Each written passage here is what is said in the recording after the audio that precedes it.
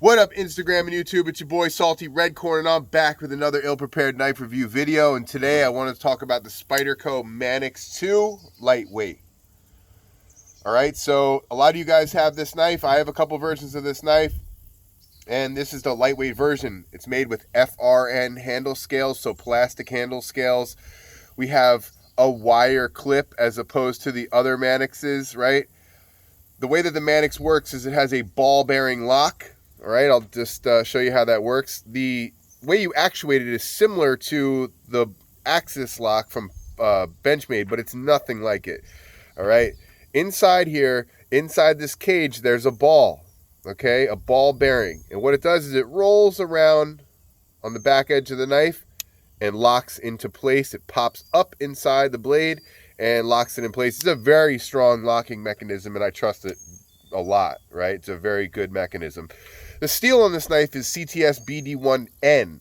All right, BD1N is much different than BD1. Some of the earlier models came with BD1, and BD1 is a tool steel as well as BD1N. BD1N has a lot more nitrogen, and so it's a much harder steel. The edge retention is better.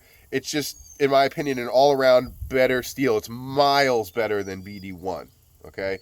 So the ergos on the Manix are absolutely perfect, all right? I absolutely love the Manix. I love the way that they feel in hand. This was my first Spyderco knife ever, was this Manix 2 Lightweight. I absolutely love them.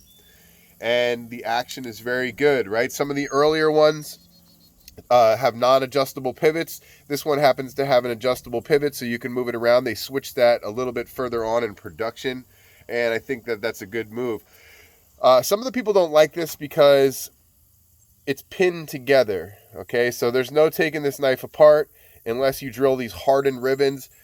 It's been done before. I'm considering doing it in the future, but it's not an easy job, right? So we'll see how that goes in the future.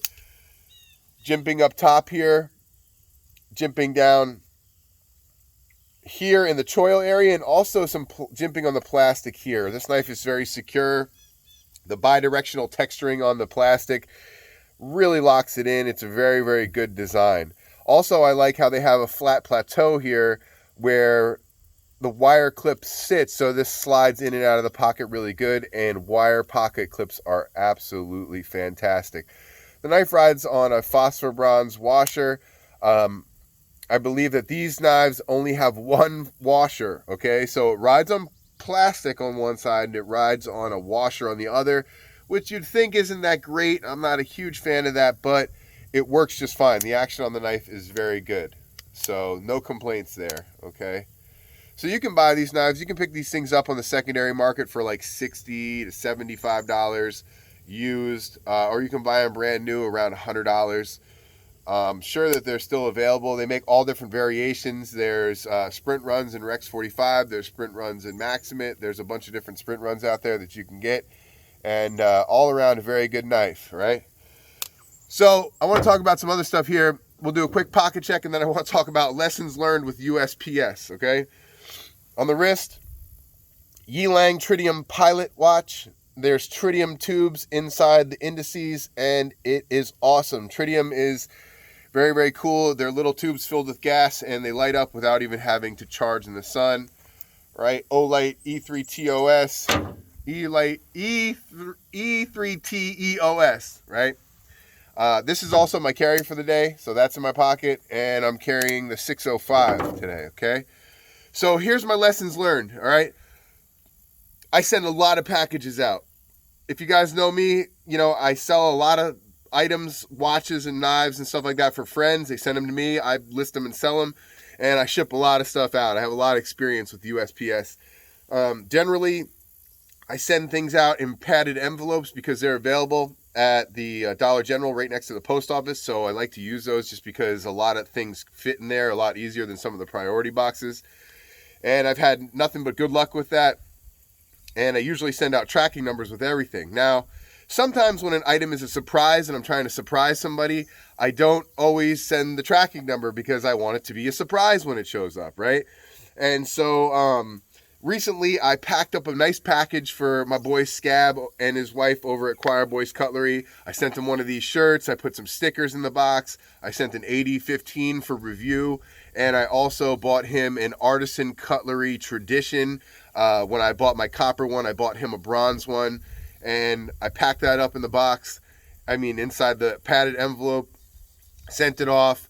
Put the tracking number in my car, right? So sometimes me and my wife switch cars and for work and commuting, and so I clean the car out sometimes for her. And so I, gathered up the stuff. I figured, this is a surprise. I've never had a problem. The knife's gonna make it there, no sweat. And so I threw the tracking receipt out. All right. So nothing but the t-shirt arrived at Scab's house, and I was extremely surprised and shocked and upset, right?